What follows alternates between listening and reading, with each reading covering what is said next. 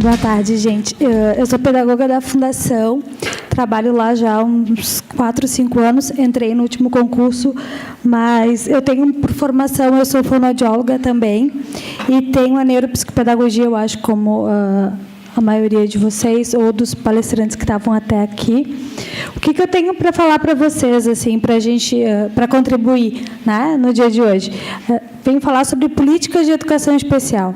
Eu já ouvi algumas perguntas sobre segundo professor, sobre o SAED, ou o atendimento educacional especializado.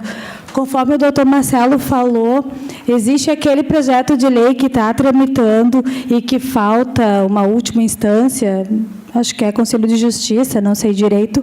O que diz aquele projeto de lei?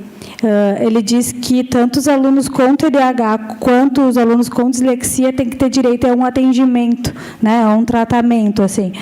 O que a política do Estado tem um pouco à frente disso do que a política nacional? O que a gente pode dizer é que o TDAH ele é contemplado pela política de educação especial do Estado, coisa que não acontece na política do MEC, por exemplo, na política nacional. O TDAH ele não faz parte da educação especial. Nem o TDAH, nem a dislexia. Mas a dislexia também não faz na do Estado, né? Até então é só o TDAH mesmo. Eu acho que essa é a grande diferença da política de educação especial do Estado para o MEC. Eu vou falando para vocês e vou mostrando. Deixa eu só pegar um. Eu venho da Fundação, eu não sei se todo mundo conhece, a Fundação Catarinense de Educação Especial. Ela é um órgão do governo estadual, né? Ela é um órgão público, mas ela tem caráter beneficente, inclusivo, científico. Ela é de direito público, então ela é mantida pela Secretaria do Estado e é vinculada à Secretaria de Educação. Então, a gente está, assim, vinculado às escolas. E ela tem uma missão bem importante, assim, ela tem a missão de fomentar, produzir e difundir o conhecimento científico. Ela escreve, né, a Fundação deve escrever e implantar as políticas de educação especial no Estado. Hoje a gente tem uma política de 2006, que está um pouco ultrapassada, pensando que o MEC fez uma política em 2008 e que a gente já está em 2015, foram-se lá 9 anos. Né? E está sendo reescrita, até o final de setembro sai uma nova resolução, já tem número de lei e tal, que é a nova política de educação do Estado. Não vai mudar muita coisa, não, já adianto, mas sai pelo menos uma política mais atual, né? Qual é, então, essa grande diferença entre as duas políticas, tanto a nacional quanto a do Estado? Eu vou falar para vocês de política, tá? Do que está escrito no papel. Eu sei que, muitas vezes, não é isso que acontece lá nas escolas, ou não é isso que a gente vê, mas se tem uma política, se está escrito, é um direito, e a gente pode ir buscar, a gente deve ir buscar e deve ir atrás. O mais difícil é a gente ter isso garantido em lei. Como a gente tem garantia em lei, a gente tem como e aonde ir buscar, né? A política do MEC, que é a política nacional, ela é de 2008. Lembra que o doutor Marcelo comentou alguma coisa de que nem todo mundo tem direito, nem todo mundo deveria ir para a escola, algumas deficiências deveriam ir para a PAI. É inconstitucional, de acordo com o MEC. Ele fala que todas as crianças com deficiência devem estar na escola, independente de grau de funcionalidade. Isso não quer dizer que elas devam ir para a PAI também, deve, mas a fins de reabilitação, e não a fins educacionais. Pelo menos é o que a política do MEC prega, tá? Quem é o público dessa política? Crianças com deficiência. Eu digo criança, mas é pessoas em idade escolar, né? De 4 aos 17. A gente fala criança porque geralmente é o nosso público, né? Eu sei que vai até os 17, mas é o nosso público. Alunos com deficiência, alunos com TGD, na política ainda está escrito TGD, mas é TEA, né? que hoje no DSM-5 fala de transtorno do espectro autista, mas no DSM-4 a gente tinha como transtorno global do desenvolvimento. E altas habilidades. Então, esse é o público da educação especial do MEC. Vocês veem que não tem nem TDAH, nem dislexia aí, né? Eles não são contemplados com os atendimentos da educação especial.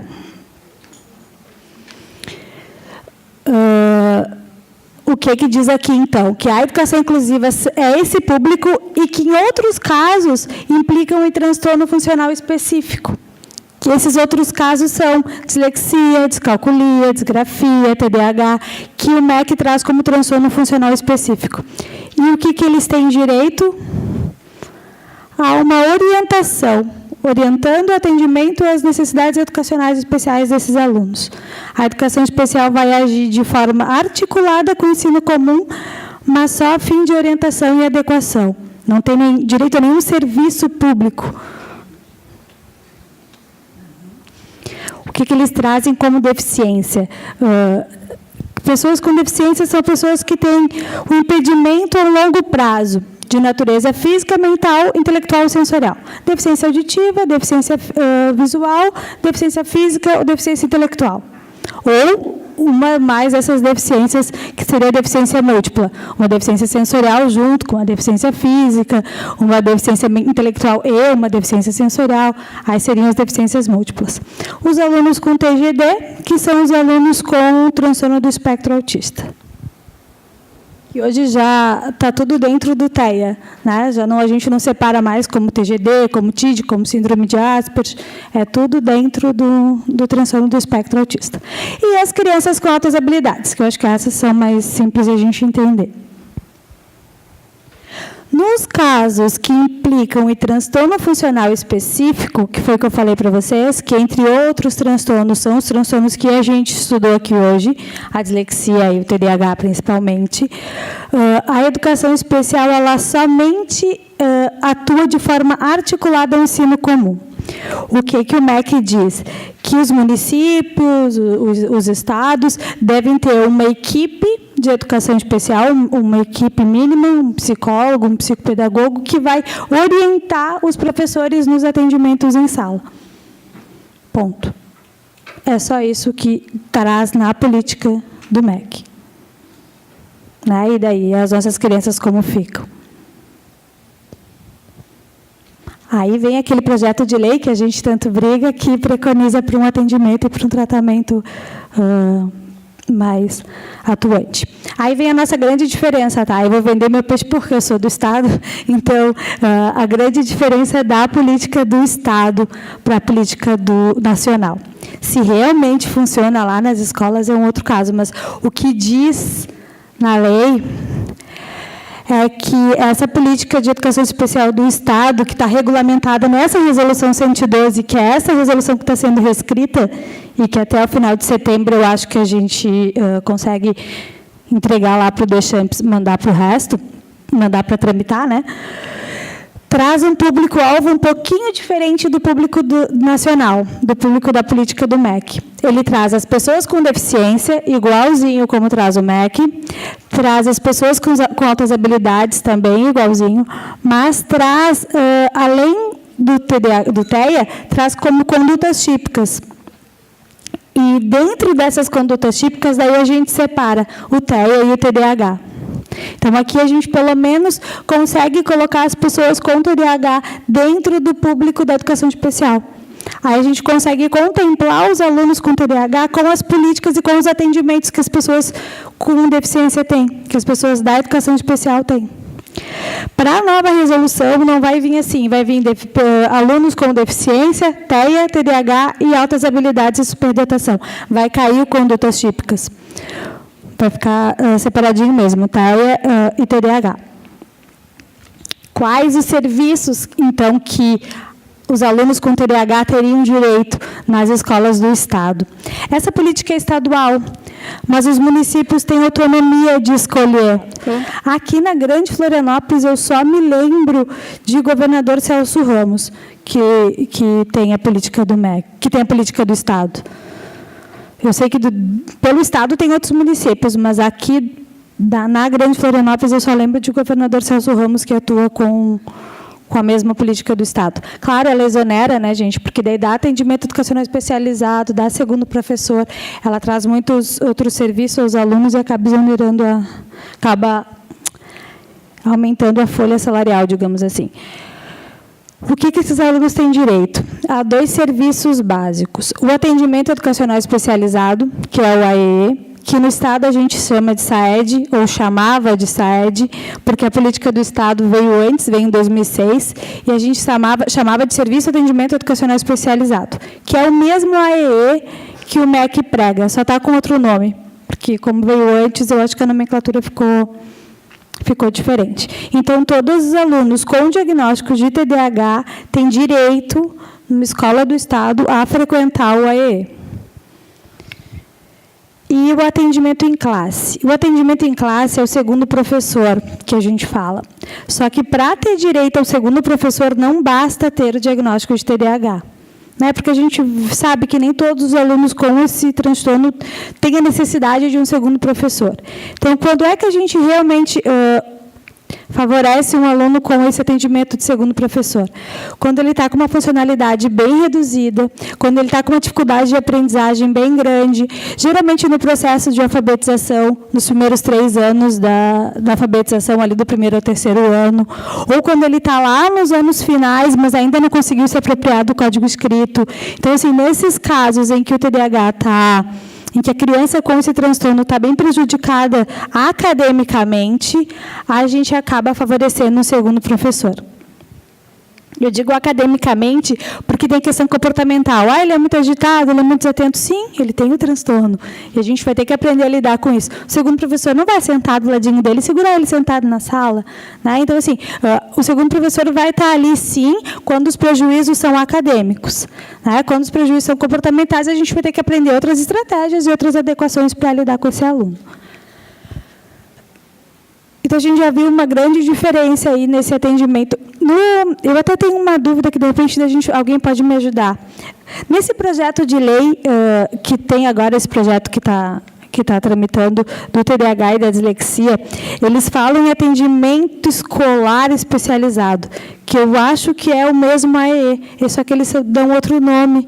Né, mas eu acredito que seja o atendimento educacional especializado. Se for, e se essa lei... que a gente vai conseguir que ela entre em vigor, eu acho que daí todos os alunos, tanto com TDAH quanto dislexia, vão ter um grande ganho, porque vão ter esse atendimento educacional especializado lá nas escolas. Porque esse serviço já funciona, né? A gente só vai conseguir colocar com que eles tenham direito também. Eu acho que é o atendimento educacional especializado, não, né? Pelo que diz ali. 5 minutos, tá. Já está acabando. O objetivo desse atendimento educacional especializado, então, ele tem o objetivo de complementar, apoiar e suplementar o processo de ensino e aprendizagem lá na sala de aula. Então, ele é um trabalho de apoio para a professora lá de sala. A professora do AE vai trabalhar com os alunos questões que ali estão dificultando o processo de aprendizagem. E o objetivo do SAED, ou do AEE, como vocês conhecem, para alunos com transtorno de déficit de atenção, é estimular o autocontrole da atenção, do comportamento e da impulsividade, por meio de atividades relacionadas às funções executivas, que o Dr. Marcelo mostrou, qualificando o desempenho escolar. E uma coisa bem importante, prestar assessoria à rede. Por quê? Porque lembra que alguma professora falou, o próprio doutor Marcelo falou, porque a gente tem uma sala de aula com 30 e poucos alunos, aí tem um aluno que tem um transtorno, tem outro aluno que tem uma dificuldade de aprendizagem, tem outro aluno que tem dislexia, outro aluno que tem autismo, e todos eles precisam de adequações diferentes, de orientações diferentes, e, às vezes, o professor é um só e não entende de todas essas especificidades. Então, ele precisa de alguém que entenda disso para que possa orientar ele. Né? A gente, os psicólogos, os psicopedagogos, quem atende clinicamente, sabe o quanto isso é importante, essas orientações ao professor, e o quanto é importante esse manejo do professor em sala de aula. O que a gente quer o quê? Que esse professor de AEE também possa assessorar em sala de aula, assessorar o professor de sala, assessorar o segundo professor, porque ele conhece um pouquinho melhor esse aluno, porque ele conhece ele individualmente, ele conhece ele no atendimento ali, ele sabe como ele funciona de verdade. Diferente do professor de sala de aula, que tem 30, 40 alunos e que fica um pouquinho difícil ele conhecer aluno por aluno. E daí, muitas vezes, a gente fala, mas o professor, às vezes, não tem boa vontade. A gente sabe que a gente tem boa vontade, mas a gente sabe também que a gente tem 40 alunos em sala de aula e que, às vezes, é difícil eu alcançar todos eles. E se tem alguém que possa me dar uma orientação e me ajudar um pouquinho, é isso que eu quero, né? Alguém que eu possa beber lá e que pode me orientar melhor na minha prática. Eu acho que esse é o grande objetivo do SAED. E acho que essa é a grande briga que a gente tem na Fundação, de não tirar o aluno com TDAH, de não tirar esse direito do aluno com TDAH. Eu brigo muito mais pelo atendimento educacional especializado do que pelo segundo professor, porque eu acho que se o atendimento educacional especializado é feito com qualidade, esse assessoramento do professor, do AE, ao professor de sala, é muito maior do que um ganho de um segundo professor. Pode falar, claro. Mas, assim, se eu tenho cinco pessoas nesse sistema, eu vou ter mais 5 professores dentro da sala? Isso. Você tem direito ao segundo professor, todos têm? Sim. Então, eu vou ter quantos professores? Na verdade, a política diz que um professor não é pro-aluno. Ele é contratado em função dele, mas ele é um professor para a sala de aula. Mas, sim, né, se a gente for pensar, mais vale o professor ser bem assessorado do que eu ter várias pessoas dentro da sala para comandar uma mesma aula. Eu concordo contigo de que o atendimento educacional especializado hoje é o foco. Você estava dando a entender que todos vão ter direito a um professor. Cada aluno... Vai ter que ter mais espaço para professor do que para aluno dentro da sala. Né? Gente, acho que era isso que eu tinha para passar para vocês. Vou passar para o doutor. Obrigada, obrigada.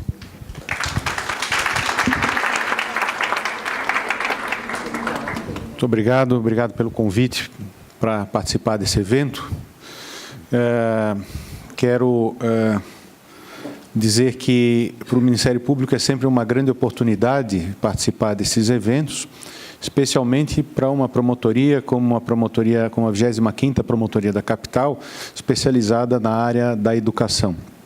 E eu quero apresentar o trabalho, em primeiro lugar, do que é uma promotoria da área da educação. Eu, durante muito tempo na minha carreira, atuei na área criminal, na promotoria do Júri, Maria da Penha, o Juizado Especial de Violência Doméstica, né, como nós conhecemos institucionalmente, e outras promotorias, como moralidade administrativa.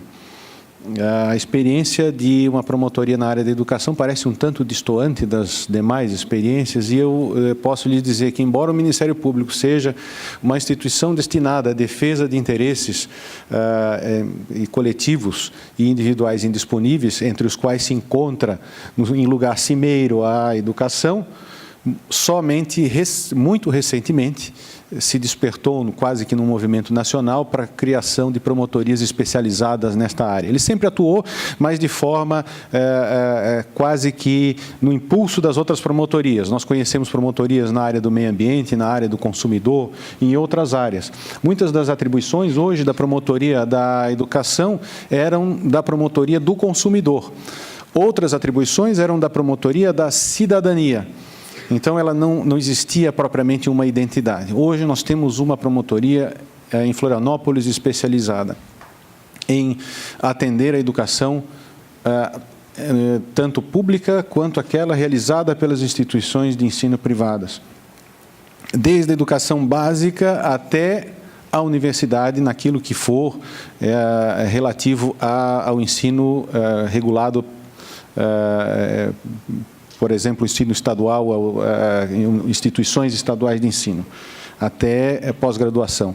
De forma que nós temos aí uma extensão de atividades muito grande. Envolve tanto atividades de cunho estrutural, como está a escola, se a escola está, tem condição de ter turmas ali, efetivamente desenvolver suas atividades, ou se ela não tem condição de ter aulas. E também a qualidade do ensino, para todo tipo de aluno. tá? Então, incluindo toda a comunidade. Vejam que, relativamente a esses problemas havidos nas escolas, nós tivemos recentemente uma atuação no que diz respeito à reposição da greve dos professores, a greve havida na rede estadual de ensino. Então, a reposição de aula, todo o cronograma foi fiscalizado, está sendo ainda fiscalizado pela Promotoria da Educação. Então, essa é a nossa atribuição e, por isso, nós fomos convidados para tratar desse assunto aqui. O referente da minha exposição é bastante definido, foi assim que foi solicitado, e eu trabalhei porque é necessário um recorte, e eu centrei a minha pesquisa nos objetos de duas leis estaduais.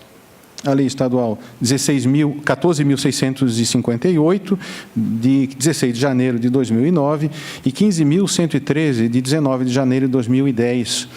Elas trazem, basicamente, eu acredito que não deve estar incluído no material. Está incluído no material? Então, ok, facilita bastante, então. Eu não utilizo, durante muito tempo utilizei a apresentação, mas eu acredito que pelo tempo que eu tenho disponível, eu vou precisar mais da comunicação verbal.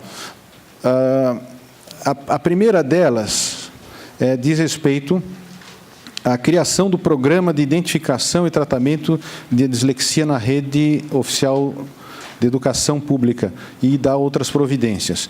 E a outra legislação é a Lei Estadual 15.113, de 2010, cuja ementa diz que ela trata da implantação do Programa de Identificação e Tratamento de Transtorno, Déficit de Atenção e Hiperatividade na Rede Estadual de Ensino e adota outras providências. São duas leis que criam programas, são leis de iniciativa do Legislativo, não partiram da iniciativa do Executivo. Nós já vamos tratar um pouquinho sobre isso aí.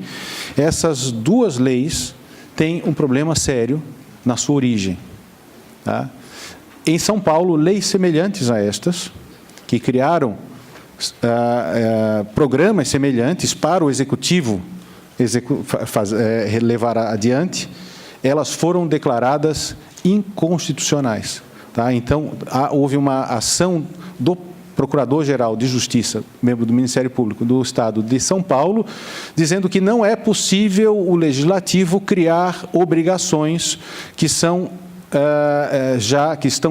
incluídas nas competências do Poder Executivo. Se está na competência do Poder Executivo, o Poder Executivo, ele deve levar a cabo essas competências, através dos seus programas que ele toma a iniciativa.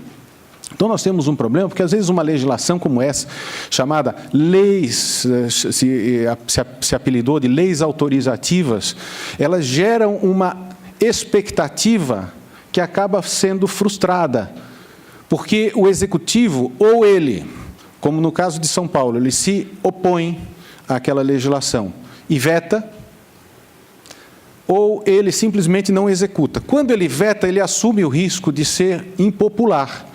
Porque imagina que o chefe do Executivo vai dizer assim, mas eu não quero isso, eu não quero esse programa, eu não vou executar esse programa, e ele veta. Então, ele paga o ônus político, enquanto que o parlamentar que propôs aquela medida, ele diz, olha, eu tentei fazer, mas a minha parte eu fiz, o Executivo é que não fez a parte dele. Na verdade, é inconstitucional toda a legislação que procura impor aquilo que já constitucionalmente está imposto para o Poder Executivo. Tá? Então, isso é muito importante. Então, todas as medidas previstas nessa lei são boas, são adequadas, devem existir, poderiam existir através de um programa incorporado aos programas já existentes ou aos projetos pedagógicos já existentes no Estado. Isso que se viu aqui, eu não vou reprisar, foi muito bom, porque isso serve de pano de fundo para aquilo que nós temos como política específica acerca desse tema. Ele precisa incorporar esse conteúdo dessa legislação.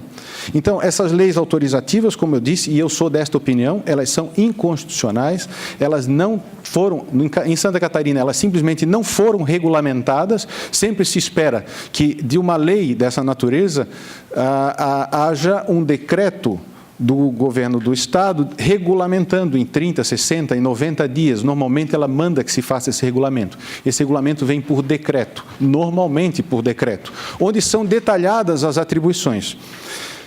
Eu vou trabalhar o conteúdo, porque o conteúdo pode ser eventualmente aproveitado e pode sair como uma determinação, de repente, de um encontro como esse, de providências que se venha a tomar. Essas duas leis, elas prevêem programas governamentais. E o que é um programa governamental? Programa governamental é uma intervenção conduzida, planejada, feita pelo governo, com a intenção de mudar uma situação específica para uma situação desejada, uma situação específica que pode ser um problema grave enfrentado para uma situação não. É melhor que seja assim. Então, essas duas leis estabelecem programas, elas pedem que se faça esse conjunto de ações.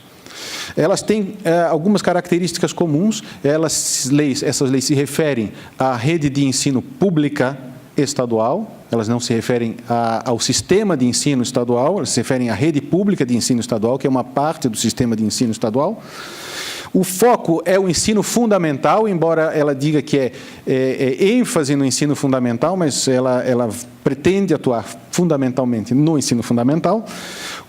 Envolve ações integradas de duas secretarias de Estado, Secretaria da Educação e Secretaria de Estado da Saúde.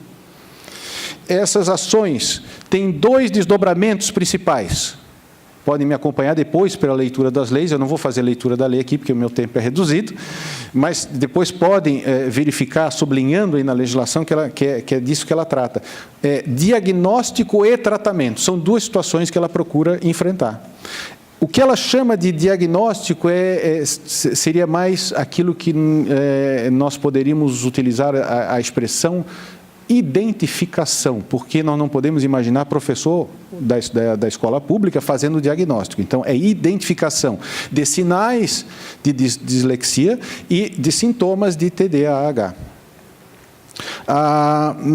No âmbito da Secretaria da Educação, as ações previstas nestes dois programas, elas são voltadas à capacitação do corpo docente no sentido de identificar os sinais, como eu falei para vocês, de dislexia e sintomas de TDAH. Ele tem a previsão de criação de equipes multidisciplinares de profissionais para execução plena do trabalho de prevenção e tratamento. E ambas estão dependentes exclusivamente de regulamentação do Executivo. Esse é o estado da arte. Então, temos duas leis virtualmente inconstitucionais, não foram declaradas inconstitucionais, mas eu entendo que são de caráter inconstitucional, elas invadem a esfera de competência do Executivo, elas não foram regulamentadas, parte deste conteúdo é atendido pela legislação existente, mas outra parte simplesmente não acontece. Tá? Então, é nessa parte que não acontece que talvez o trabalho de um grupo, o trabalho de um seminário possa ajudar, possa dar um indicativo de alguma evolução, especialmente na época que nós estamos, que é uma época de reelaboração. Talvez incorporando alguma coisa, porque eu vasculhei todos os programas, todos os projetos, enfim, tudo atrás de algo semelhante a isso, de identificação, principalmente a identificação. Porque o professor ele não vai fazer diagnóstico, mas o papel dele é fundamental no momento em que ele olha, percebe, e ele tem experiência, ele tem dúvidas, mas ele foi treinado para reagir de forma especializada diante daquela dúvida. Ele é capaz, então, de acionar os mecanismos institucionais que dão seguimento ao atendimento daquele aluno. Então, a preocupação dessas duas leis não está tanto naquilo que, na rede, ou na forma como a rede vai atender ao aluno, isso foi bem explicado aqui, mas sim na forma como nós vamos detectar, porque muitas vezes esse aluno vai passar por todo o sistema escolar, todas as séries vão, ele vai sofrer certos problemas, ele vai enfrentar esses problemas, ele vai, de certa forma, progredir nos seus estudos, mas poderia ser diferente. A história dele poderia ser escrita de forma diferente. Então, eu chamo a atenção para essas características. No âmbito nacional, legislação, daí seria legislação de cunho federal, tem o PL 7081/2010, seria interessante dar uma olhada e acompanhá-lo, que ele trata sobre diagnóstico e tratamento de dislexia e transtorno do déficit de atenção com hiperatividade na educação básica. Ele tem exatamente esta ementa, que procura impor isso a todas as esferas de poder público. Eu, pelas mesmas razões, digo que ele tem constitucionalidade discutível, tá? Mas é possível que venha a ser aprovado. Ele já está tramitando desde 2010 e, atualmente, ele está em uma das comissões lá no Congresso Nacional. Relativamente à identificação e tratamento da dislexia e TDAH na rede pública de ensino estadual de ensino, pode-se dizer que ela é feita... você não tem rotinas, nós não temos rotinas para essa identificação. Ela é feita simplesmente por aqueles que operam da melhor forma possível. Tá? Então, isso é algo que precisa ser enfrentado. A pretensão das leis 14.658, é isso, é 14.658 e a 15.113, é aquilo que eu já disse na exposição introdutória. Apesar da inadequação constitucional,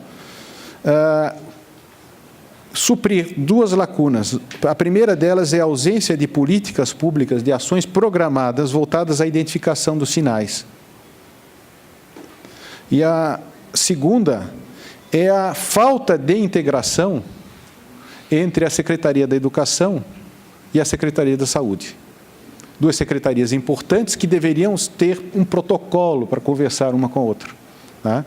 As leis, elas caminham positivamente nesse sentido, isso pode ser aproveitado numa proposição. Tá? Talvez a proposição não não deva sair, isso é apenas uma consideração que eu faço aqui, é uma opinião, elas não devam sair no sentido de vamos insistir no programa, nós queremos o programa, mas vamos adaptar as estruturas existentes para que elas incorporem o conteúdo do programa. Isso me parece muito mais produtivo do que eu tentar impor, porque pesquisas sobre programas governamentais, não no Brasil, mas nos Estados Unidos, indicam que programas governamentais são fadados ao insucesso. Tá? Você cria um programa governamental, ele vai bem até um determinado ponto, mas dali ele não passa. Tem alguns programas que acabaram se tornando grandes programas, conhecidos programas como Programa de Saúde da Família, que se tornou uma estratégia de saúde da família. Percebem? Que quando o programa é bom, ele se torna algo permanente. Um programa ele é temporário, tá? Ele é incorporado como uma estratégia do sistema. Então, eu prefiro trabalhar com estratégias, né? Trabalhar por dentro dos planos de ensino do que por fora. A questão nesse ponto é necessária essa instituição? Como eu disse, penso que não. Penso que é necessário a ampliação do atual programa pedagógico, especialmente para incluir o treinamento de profissionais da educação e capacitação permanente destes, para que não se trabalhe apenas num conhecimento vago acerca desses conceitos. Eu vi que são conceitos muito técnicos, evidentemente que o promotor da Promotoria da Educação fica boiando na maior parte dessas palestras, embora possa ter genericamente entendido alguma coisa, eu penso, mas para isso eu preciso de conhecimento adequado. Tá? Se este professor não tem este conhecimento adequado, não tem o treinamento devido, ele não poderá auxiliar, e nós precisamos deste auxílio do professor. Ele é inestimável, não só do professor, mas todo aquele profissional. Quando eu falo professor, todo profissional da educação, todo aquele que trabalha com a educação, pode ser útil nesse processo. Ela deve ser não só para reconhecer os sinais da dislexia, mas para todos os distúrbios de aprendizagem. É uma capacitação que deve começar através da formação desses profissionais desde a universidade, e sendo reforçada pelas secretarias da Educação e de Saúde do município. No caso da TDAH, a responsabilidade de diagnóstico será por motivos óbvios, ainda daqueles profissionais que devem fazê-las, médicos, enfim, e os profissionais da área. São dois tipos, como nós, se olharmos a legislação, sempre se terá que ter dois tipos de laudo médico e laudo psicológico. No entanto, os educadores podem ser também treinados para identificação e encaminhamento aos profissionais que farão o diagnóstico adequado. Isso não me parece realmente possível através de simples criação de programa. A forma de leis autorizadoras, ela é uma forma política de se pressionar, mas ela não oferece, a longo prazo, resultados satisfatórios. Nós podemos atingir outros resultados de forma mais permanente. Em resumo, de tudo isso que eu disse até aqui, a criação de programas governamentais é prerrogativa para atendimento de necessidades específicas da sociedade e prerrogativa do Poder Executivo.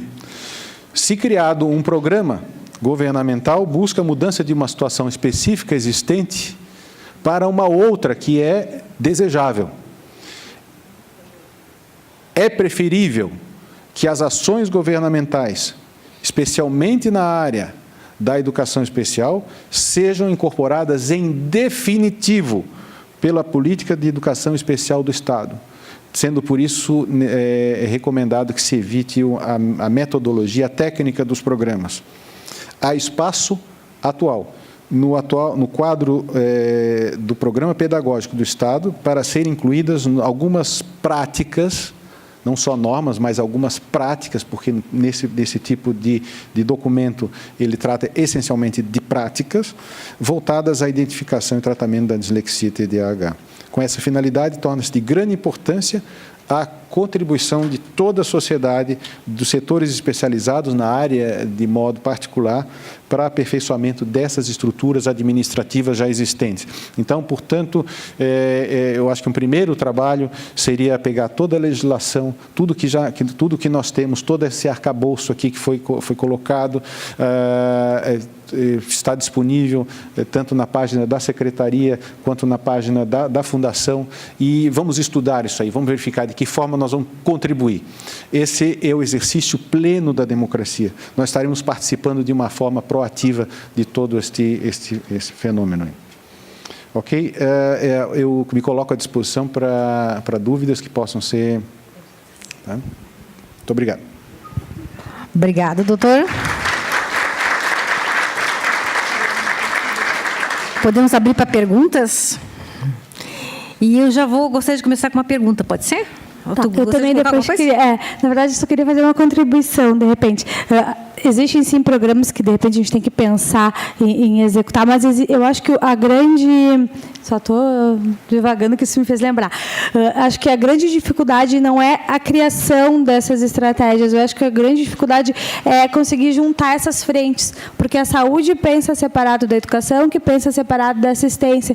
Se a gente for pensar em identificação desses transtornos, a gente tem o CAPS-I, que é o Centro de Atendimento Psicossocial, que ele faz esse diagnóstico de TDAH, só que a escola não está vinculada ao CAPS, a gente não tem essa linha ao CAPS, a escola não tem esse hábito de encaminhar os alunos para esse diagnóstico, né? E o CAPS atende lá dentro da sua comunidade, como o CRAS, como o CREAS, e também não tem essa frente de se relacionar com a escola. Eu acho que está tudo muito segregado, né? Porque eu acho que os programas existem. Dentro do CAPS a gente tem psicólogos, psiquiatras, dentro do CRAS a gente tem psicólogos, pedagogos fazendo um trabalho lindo, só porque cada um faz um trabalho muito segregado e muito separado. Eu acho que falta a gente conseguir integrar isso, na verdade. Muito bem.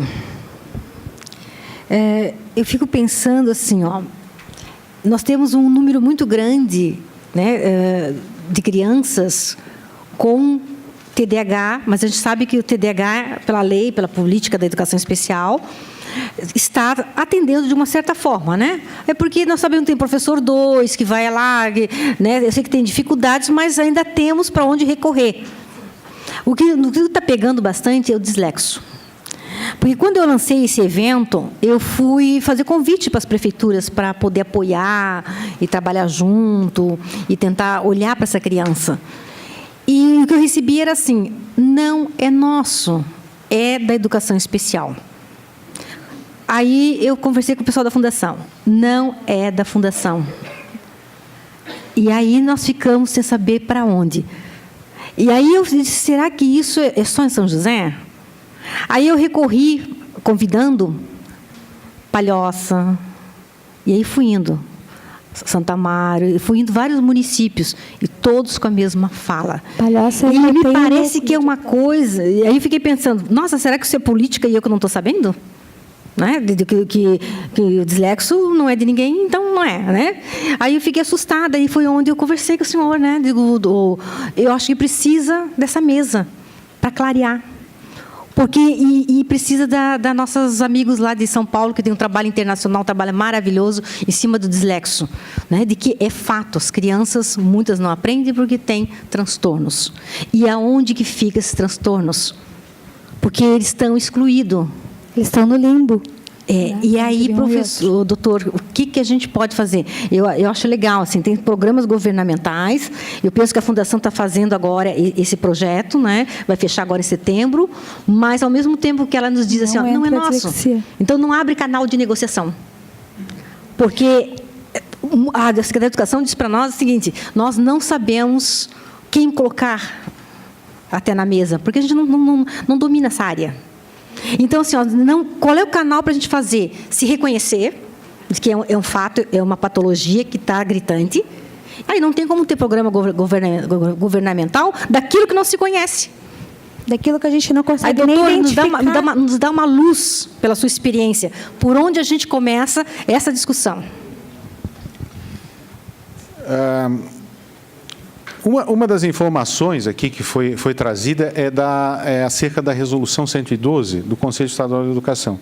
Eu acho que um bom caminho é ampliar, porque é sobre essa resolução que se constrói as políticas.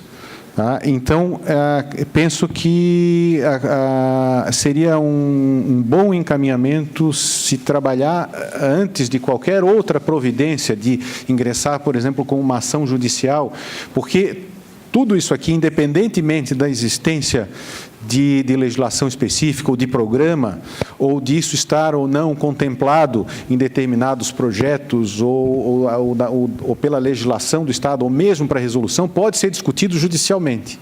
Ou seja, nós podemos promover uma ação civil pública, inquérito civil e ação civil pública, convencer o judiciário de dar um provimento judicial acerca disso e, enfim, tentar pela via judicial. Só que nós sabemos que esse é o último recurso que se deve utilizar, porque no momento em que eu judicializo uma questão como essa, eu congelo no tempo essa questão e não resolvo, até que ela seja decidida naquele processo final. Eu penso que daí eu também acabo desabilitando certas instâncias democráticas na possibilidade delas discutirem os atos normativos. Então, como existe uma proposta de nova normatização, nós devemos atuar para a reformulação dessa proposta. A partir desta reformulação, você vai reformatando todo o sistema, toda a forma de pensar. E também as práticas, porque o passo seguinte é as práticas, que é onde vai entrar a promotoria de justiça, porque no momento em que eu tenho um sistema normativo razoavelmente formatado, eu tenho a possibilidade de dizer assim, na escola tal, eu tenho um problema que precisa ser resolvido. E se não for resolvido, eu vou ingressar com ação judicial.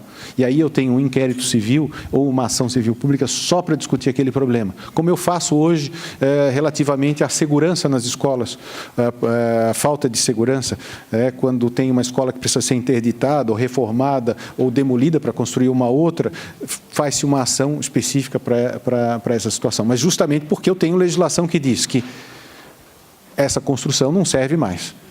Ela é perigosa para os alunos. Da mesma forma, os programas.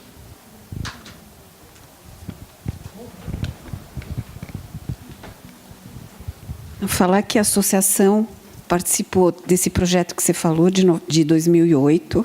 Durante 2 anos, a gente ia para o MEC E ele já era a briga, saúde ou educação especial.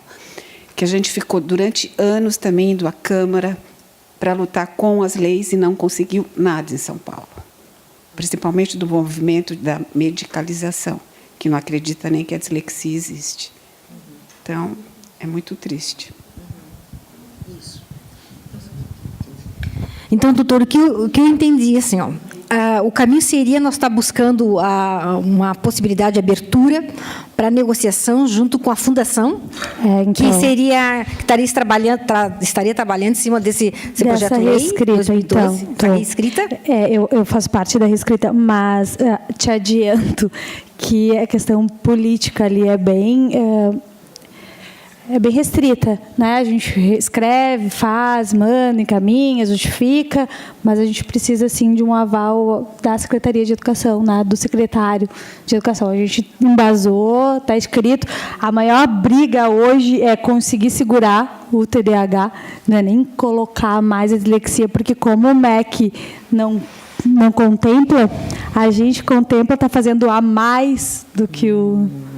Então, assim, é uma briga bem grande. A gente tem esse projeto de lei que é o que está embasando bastante a gente em continuar com o TDAH e, quem sabe, pensar na dislexia, porque é o que está mais avançado, digamos assim. Estudo, então, né? estudo, que é o estudo. Uhum. E hoje, na Fundação, a gente tem umas 2 ou 3 pesquisas na área do TDAH, com o comitê de ética aprovado, são pesquisas que já estão bem à frente, assim, e a gente está vendo bastante resultado e a gente acaba se embasando nela para continuar, assim. Aí tem algumas crianças com comorbidade de dislexia, que na verdade isso é bem comum, e é nessas justificativas que a gente se prende, né? Mas a gente sabe que tem questões políticas no Estado aí que...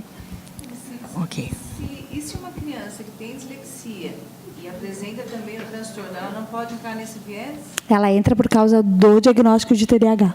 A nossa questão não é o TDAH. É a dislexia. Porque o TDAH que é fácil. Se eu faço um diagnóstico, a criança tem dislexia e TDAH, eu sei que essa criança vai ser assistida de alguma forma. Agora, se ela não tem, ela é só dislexa, aí a coisa está pegando. Existem alguns municípios que têm alguns programas de educação, digamos assim. Palhoça tem o NAEP, que é o Núcleo de Atenção Especializado, que daí tem psicopedagogia, tem fono, tem alguns atendimentos. Mas são iniciativas municipais. Mas eles não atendem. Eles colocaram para mim... Se o aluno for aluno do município, eu acho que atende, mas tem que ser da escola do município. Mas, assim, não é um cumprimento. Eles atendem porque eles ficam preocupados que não tem quem atender, então eles fazem. Tipo assim, fazer uma caridade, porque, na verdade, coitadinha da criança, né? E isso não pode. Tem que ser uma política, tem que ser um compromisso. Né? Então, isso que me preocupa bastante. Doutor, me preocupa muito isso, porque, assim, hoje de manhã eu coloquei na minha fala e retorno a falar novamente. Eu trabalhei durante 15 anos no hospital infantil, avaliando crianças pelo SUS, né? Crianças carentes. E essas crianças saem com um laudo diagnóstico. E aí, muitas escolas, mesmo não tendo essas políticas claras, acabavam fazendo prova diferenciada, fazendo todo um trabalho diferenciado, mas baseado no diagnóstico, né? Porque senão fica aquela coisa fantasiosa, né? Muito bem. Quando eu me aposentei e saí, essas crianças, né, o serviço não conseguiu se manter porque não existe uma política dessa equipe multidisciplinar. E aí essas crianças não têm laudos pelo SUS. Né? A fundação sabe que muitas vezes eu caminho para a fundação. Então, se ela tem algo parecido com hiperatividade, eu posso até encaminhar para a fundação. Se ela não tem, não sabemos para onde caminhar pelo SUS. Aí, o que nós, enquanto associação, fizemos? Abrimos um projeto, um trabalho comunitário. Então, um psicopedagogo que quer, entre aspas, fazer caridade, que a gente deu algumas vantagens em termos de trabalho, né? vai ter cursos, vai ter várias coisas, benefício para atender as crianças carentes. E aí eu coloco assim, até quando a criança com dislexia vai ficar na questão da boa vontade? Né? Se eu tenho boa vontade, eu abro um horário gratuito para essas crianças. Como eu não tenho um horário, aí eu fecho. porque acontece bastante assim, né? A gente caminha a criança para aquele psicopedagogo, ele diz, não, agora eu estou na universidade, coisa e tal, não posso atender mais. E tu volta aquela criança, já não sabe o que fazer com aquela criança. Né? Então, claro, é uma coisa que daí fica, a gente não sabe o que fazer. Bem, essas crianças, durante esses 15 anos que eu atendi no hospital, cresceram, se tornaram homens, com dificuldade de ler e escrever. E hoje eles estão me procurando para fazer a avaliação para o Enem, que o Enem abriu as portas, que tem um trabalho diferenciado, uma prova diferenciada. Então, eu estou avaliando eles, né, gratuitamente, para que eles possam ter esse documento lá no Enem. E aí, conversei com as colegas minhas que também estão fazendo tudo à base de caridade.